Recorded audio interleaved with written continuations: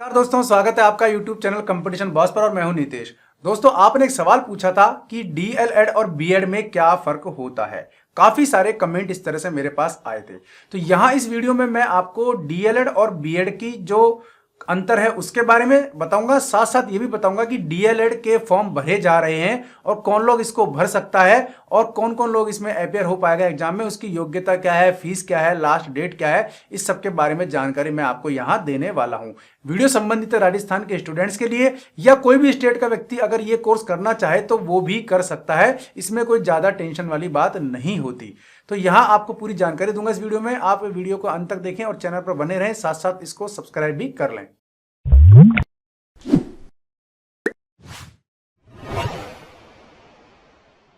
तो सबसे पहले तो हम बात करते हैं डीएलएड का। जो यहाँ डिप्लोमा कोर्स के लिए वैकेंसी आई हुई है, वैकेंसी से मतलब इस कोर्स में एंट्री के लिए जो फॉर्म निकले हुए हैं उसके बारे में। तो डीएलएड आप कर सकते हैं सामान्य से एजुकेशन से कर सकते हैं, चाहे आप कर सकते हैं संस्कृत एजुकेशन से, या फिर आप दोनों में भी फॉर्म फिल कर सकते हैं। फिर सिलेक्शन के बाद आप चाहें जो एक फील्ड चूज कर सकते हैं। पहले इसका प्री एग्जाम होता है, ये मैं आपको बता देता हूं।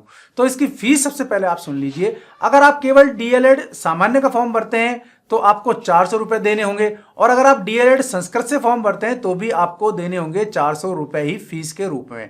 अगर आप दोनों का फॉर्म एक साथ फिल करते हैं तो केवल 450 रुपए फीस आपको देनी होगी। ये हुई आपकी फीस की डिटेल, ठीक है ना। तो डीएलएड के लिए ये आपको जानकारी जरूरी थी। अब बात कर लेते हैं इसकी एज लिमिट की। तो अगर आप 28 साल से ऊपर के नहीं हैं तो आप ये फॉर्म फिल कर सकते हैं, यानी 28 ईयर्स इसकी मैक्सिमम एज लिमिट है। और अगर विधवा, परित्यक्ता, तलाकशुदा या फिर ऐसे टीचर जो ऑलरेडी एजुकेशन फील्ड में काम कर रहे हैं यानी सेवारत हैं, उनके लिए एज बार कुछ भी नहीं रखी गई, यानी वो किसी भी एज में हो, ये चारों कैटेगरी के लोग फॉर्म फिल कर सकते हैं। बाकी के लिए 28 ईयर मैक्सिमम एज जो है डिसाइड की गई है। डेट की बात करें तो 14 मार्च 2019 से इसके फॉर्म भरना शुरू होंगे, और लास्ट डेट की बात करें तो इसकी लास्ट डेट है 10 अप्रैल 2019 तक आप फॉर्म फिल कर सकते हैं। लेकिन फीस आपको जमा करानी होगी इससे पहले ही 8 अप्रैल तक। 14 मार्च से 8 अप्रैल तक आप फीस जमा करा दें, और 10 अप्रैल इसकी फॉर्म की लास्ट डेट है सबमिट करने की। तो ये बात आप ध्यान रखें। एग्जाम बात करें तो मई में होगा, 26 तारीख को दोपहर 2 बजे से शाम को 5 बजे तक इसकी एग्जाम की डेट दी हुई है, इसलिए मैंने आपको बताई है। बाकी डेट्स आगे पीछे होती रहती हैं, उसके संबंध में न्यूज़पेपर्स में जानकारी आ जाती है, और मैं भी आपको अपने वीडियोस के माध्यम से लगातार बताता रहता हूं। अब बात करते हैं इसकी योग्यता की। योग्यता सीधी सी बात है कि अगर आप 12th पास हैं और अगर आपके 50% हैं, जनरल कैटेगरी वाले ध्यान रखें, अगर 12th पास है 50% है तो वो इस डिप्लोमा को कर सकते हैं, और बाकी जो अदर कैटेगरी है उनके लिए 45% है। अब एक चीज ध्यान रखें, आप मान लीजिए आपके 12th में 50% नहीं है, ठीक है, लेकिन आपने हायर एजुकेशन कर रखी है, मान लीजिए आपने बीए कर रखी है, एमए कर रखी है, और आप इस डिप्लोमा करना चाहते हैं, तो आप उस क्वालिफिकेशन को लगा सकते हैं। अगर वहां आपके 50% या इससे ऊपर हैं तो वहां आपकी 12th की योग्यता कोई मायने नहीं रखती है। तो यह बात ध्यान रखें। हमेशा जो आपकी हायर एजुकेशन है, वो जो आपके परसेंटेज है हायर एजुकेशन वाले, वो यूजफुल होते हैं। तो इस प्रकार आप ये ध्यान रखना है कि अगर 50% आपकी नहीं है 12th में जनरल की, और अगर बीए में या किसी भी ट्रेडिशनल कोर्स में है तो वो लोग कर सकते हैं।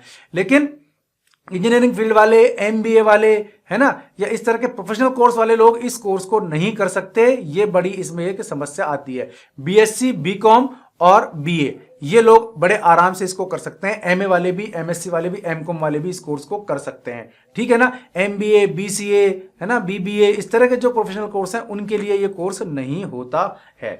फीस मैंने आपको बता दी, बाकी डिटेल्स बता दी। अब जो जानकारी आपको चाहिए वो ये है कि डीएलएड और बीएड में फर्क क्या होता है। देखिए, एक चीज होती है डिप्लोमा और एक चीज होती है आपके डिग्री। तो जो बीएड अपन करते हैं उसका नाम है बैचलर इन एजुकेशन, यानी कि वो आपको जो है स्नातक की डिग्री कहलाती है। डीएलएड में आगे डी लगा हुआ है, तो ये डी जो है डिप्लोमा का सूचक है। ईएल से मतलब है एलिमेंट्री, एजुकेशन से मतलब है एजुकेशन, यानी आप प्राथमिक शिक्षा वर्ग में, एलिमेंट्री एजुकेशन वर्ग में डिप्लोमा कोर्स कर रहे हैं।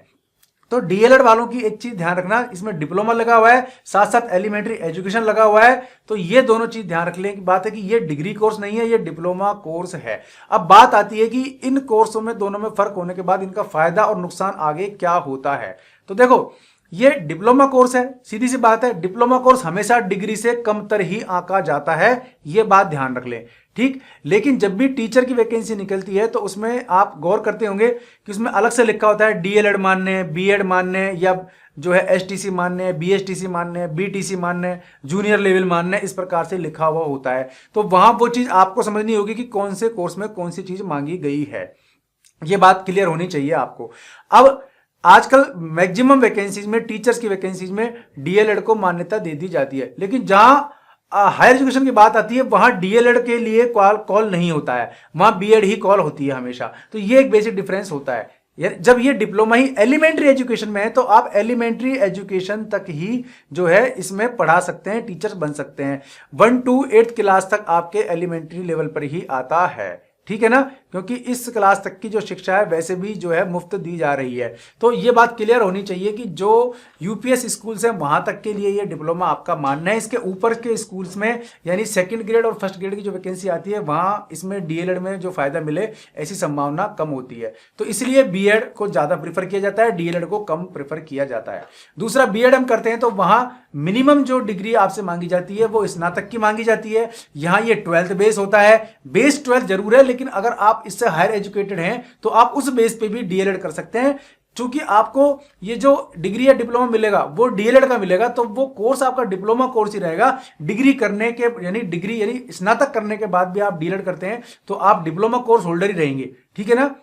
और अगर बीए या स्नातक के बाद आप बीएड करते हैं तो आप डिग्री कोर्स होल्डर रहेंगे, ये इसमें फर्क हो जाता है। तो दोस्तों ये वीडियो आपको कैसा लगा कमेंट में बताएं। अगर अभी भी कोई आपकी क्वेरी है डिप्लोमा कोर्स यानी कि डीएलएड और बीएड में फर्क समझने की, तो वो भी आप क्वेरी कर सकते हैं, जरिए कमेंट में आपको बता दूंगा। तो आज के लिए बस इतना ही। ऐसे किसी यूजफुल वीडियो में मैं फिर मिलता हूं आपसे, तब तक के लिए नमस्कार।